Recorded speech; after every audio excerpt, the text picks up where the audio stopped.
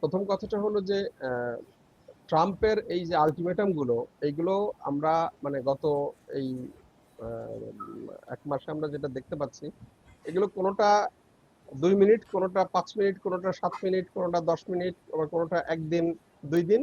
এই আলটিমেটাম গুলো কিন্তু খুব দ্রুত ফ্লাকচুয়েট করে। ট্রাম্প নিজেই মানে এগুলো এখন একটা বলছে, আবার কিছুক্ষণ পরে আরেকটা বলে। এবং বললাম তো এটা ইভেন 2 মিনিট পরে সে চেঞ্জ করছে, মানে এতটাই ইয়ে। কাজেই ট্রাম্পের এই মানে আলটিমেটামকে আমি খুব বেশি গুরুত্ব দিচ্ছি না, কারণ তার এখানে একটা ওই যে আমরা বললাম যে মার্কিন শেয়ার বাজারের একটা ব্যাপার আছে, জনগণকে নানা ধরনের আত্মবাক্য সান্ত্বনা দেওয়ার কিছু ব্যাপার আছে। বিশ্বে যে তার যে নেতৃত্ব আপনি দেখেন, এখন সে একদিকে বলছে যে আমি নেটো থেকে বেরিয়ে আসব, আবার ব্রিটেন বলছে আমি আবার ইউরোপীয় ইউনিয়নে ফিরে যাব। হ্যাঁ, ফলে এই যুদ্ধের পরে কিন্তু একটা ওয়ার্ল্ড অর্ডার, অর্থাৎ দ্বিতীয় বিশ্বযুদ্ধের পরে যে একটা বিশ্ব ব্যবস্থা গড়ে উঠেছিল, সেই বিশ্ব ব্যবস্থা কিন্তু ধ্বংস হতে চলেছে। এবং এই যে আমরা মানে বিশ্বের ইতিহাসে দেখা যায় প্রতি 70-80 বছর পর পর বিশ্বে মানে বিশ্ব ব্যবস্থা পরিবর্তন হয়, বিশ্বের মানচিত্রের পরিবর্তন হয়, মানচিত্রগুলো রিড্রয়িং হয়। তো আমরা দ্বিতীয় বিশ্বযুদ্ধের পরে যদি দেখি, অলরেডি এটা প্রায় 80 বছর পার হয়ে গেছে। কাজেই এটা একটা সময় এসছে এই বিশ্ব ব্যবস্থা পরিবর্তনের এবং বিশ্বের মানচিত্র রিড্রয়িং এর।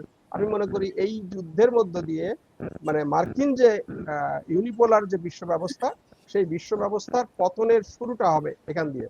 এটা হবেই, এটা কোনো সন্দেহ নাই।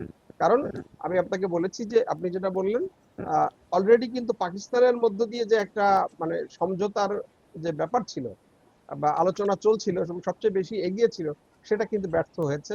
এবং মানে পাকিস্তান কিন্তু ইরানের কাছে ক্ষমা চেয়েছে। বেসিক্যালি ইরানই এটা ব্যর্থ করে দিয়েছে। কারণ ইরান পাকিস্তানে একটা বৈঠক হওয়ার কথা ছিল আমেরিকা এবং ইসরায়েলের সাথে, ইরান সেটা ডিনাই করে এটা ব্যর্থ করে দিয়েছে। কারণ অনেকগুলো ব্যাপার আছে, সেই আলোচনায় আমি এখন যাচ্ছি না, বাট এটা হয় নাই। ফলে নেগোসিয়েশনের জায়গাটা মানে যেটা অনেক দূরে এগিয়ে গেছিল একটা ধারা দিয়ে, সেটা বন্ধ হয়ে গেছে। ফলে আর যে রাশিয়া এবং গালফ কান্ট্রিজের যে নেগোসিয়েশন, ওইটা অত দূর আগায় নাই।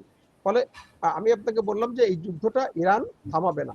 কারণ ইরান যদি এই যুদ্ধটা থামায়, ইরান যদি এই যুদ্ধে হেরে যায়, তাহলে প্রথম বিশ্বযুদ্ধের পরে জার্মানির উপরে এবং উসমানীয়দের উপরে যে ধরনের অপমানজনক শর্ত আরোপ করা হয়েছিল, আমেরিকা এই ধরনের শর্ত ইরানের উপর আরোপ করবে, যে যার মধ্যে দিয়ে দেখা যাবে যে ইরান ভেঙে টুকরো করে দেবে বা ইরান ভেঙে টুকরো করতে বাধ্য হবে এবং ইরানের কিছু জায়গা তারা দখল করে নেবে। ইরান এটা জানে। সেই জন্য যুদ্ধ মানে থামায় দিলে ইরানের যে ক্ষতি হবে, যুদ্ধ চালিয়ে নিলে ইরানের তার থেকে বেশি লাভ হবে। কারণটা কি, আপাতত হয়তো কিছু ক্ষতি হবে, কিন্তু যুদ্ধ দীর্ঘস্থায়ী হলে ইরান জয়লাভ করবে। ইরান যখন জয়লাভ করবে, তখন ইরান তাদের শর্ত চাপিয়ে দিতে পারবে। তার মধ্যে দিয়ে এই যে এখন যে মানে ইরানের উপরে মানে বহুমাত্রিক স্যাংশন লাগানো আছে, এই স্যাংশন গুলো ইরান তুলে নেবে। এই স্যাংশন গুলো যদি ইরান তুলে নেয়, আপনি জানেন ইরান কিন্তু মানে অনেক বড় দেশ, কিন্তু বিশ্বের অন্যান্য দেশের তুলনায় কিন্তু অনেক বড় না। কিন্তু খনিজ সম্পদে ইরান কিন্তু বিশ্বের মধ্যে পঞ্চম মানে সমৃদ্ধ দেশ। ফলে এই যে তার যে বিপুল খনিজ সম্পদ আছে, এই খনিজ সম্পদ ব্যবহার করে সে কিন্তু আবার খুব দ্রুত, যদি স্যাংশন উঠে যায়, সে কিন্তু খুব দ্রুত ঘুরে আসতে পারবে। এবং একই সাথে যদি সে অনলি আপনার হরমুজ প্রণালীতে যেভাবে বসফরাস, যেভাবে বাব আল মান্দ, যেভাবে সুয়েজ ক্যানাল বা অন্যান্য মানে স্ট্রেইটে যেভাবে একটা ট্যাক্স নেওয়া হয়, ইরান যদি হরমুজ প্রণালীতে এরকম একটা ট্যাক্স বসিয়ে দিতে পারে ওমানের সাথে আলাপ আলোচনা করে, তাহলেই কিন্তু ইরান এই ট্যাক্সের টাকা দিয়ে ইরান আবার ইরানের অর্থনীতি ঘুরে দাঁড়াতে পারে। তো কাজেই সেই জায়গা থেকে আমি মনে করি ইরান খুব রাইট ওয়েতে আছে। এবং ইরানের মূল লক্ষ্য শুধু মানে ব্যক্তিগতভাবে সে যুদ্ধে জয় না। কারণ আপনি দেখেন যে মানে ওরা চেষ্টা করেছিল আমেরিকা এই যুদ্ধতে শিয়া সুন্নি মানে বিভেদ তৈরি করার জন্য, কিন্তু আপনি দেখেন এইটা কিন্তু কাজে লাগে না। ইভেন আপনি মধ্যপ্রাচ্যের যে দেশগুলোতে সৌদি আরব, বাহরাইন, কুয়েত, কাতার, ইউএই তে যখন ইরানি মিসাইল গুলো হিট করছে, তখন ওই ওই দেশের জনগণ কিন্তু চিয়ার্স করছে, তারা আল্লাহু আকবার বলে চিৎকার করছে, তারা এটা আনন্দে এবারে উচ্ছ্বাস প্রকাশ করছে। তার মানে হলো যে এইখানে শিয়া, বাংলাদেশের কথাই বলেন, বাংলাদেশে প্রায় মুসলমানদের মধ্যে 98% বা 95% সুন্নি মুসলিম।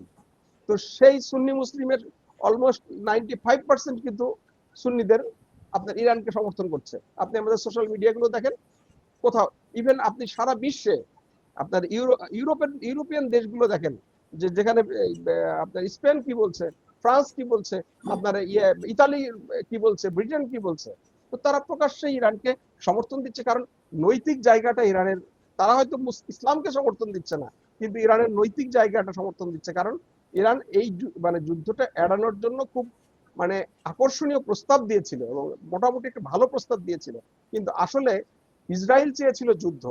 এবং এই যে পাকিস্তান, তারা একটা এখানে একটা বিরাট মানে ইয়ে ছিল, এটা কি বলে যে ক্লাশ ছিল বা টুইস্ট ছিল, সেটা হলো কি, যে যদি ইরান সৌদি আরবে আক্রমণ করে, তাহলে আপনার যেহেতু সৌদি আরবের সাথে পাকিস্তানের একটা ডিফেন্স প্যাক্ট আছে, যে তুমি আক্রান্ত হলে আমি পাশে দাঁড়াবো, আমি আক্রান্ত হলে তুমি পাশে দাঁড়াবা। ওরা চেয়েছিল যে সৌদি আরব আক্রান্ত হুম। হলে তাহলে পাকিস্তান ওখানে যাবে, পাকিস্তান ওখানে গেলে ইরান তখন পাকিস্তানে আবার মিসাইল মারবে। এইভাবে সে ওই যে ইসরায়েলের যে আব্রাহাম অ্যাকর্ডের সূত্র ধরে গ্রেটার ইসরায়েল প্রতিষ্ঠার আরেকটা রাস্তা সে খুলে যাবে, এই জন্য সেই কাজটা করেছিল। কিন্তু পাকিস্তান অত্যন্ত ম্যাচিওরলি আপনার এই যুদ্ধে নিজেকে জড়ায় নেয়, এবং জড়ায় নেয় বলে আপনি দেখেন এখন ইউএই পাকিস্তানের রিজার্ভে যে ডলারটা রেখেছিল $2 বিলিয়ন সে ফেরত চাচ্ছে। সৌদি আরব মনের দুঃখে বলছে যে তুমি তো আমার পক্ষে আসলে না, তাহলে তোমার সাথে এই ডিফেন্স প্যাক্ট করলাম, তোমার ইয়েতে প্রায় $6.5 বিলিয়ন রাখলাম, এই ডলার ফেরত দাও। পাকিস্তান কিন্তু খুব খারাপ অবস্থার মধ্যে আছে এই সিচুয়েশনে। কিন্তু আমি মনে করি তারপরেও পাকিস্তানের ডিসিশন ইজ রাইট, পাকিস্তান খুব সঠিক পথে আছে, কারণ এই যুদ্ধে জড়িয়ে গেলে পাকিস্তানের এর থেকে আরো বেশি ক্ষতি হতে পারত। সেই জায়গা থেকে আমি এই যে মানে মানে ইয়েগুলো দেখতে পাচ্ছি, মানে বিশ্বের যে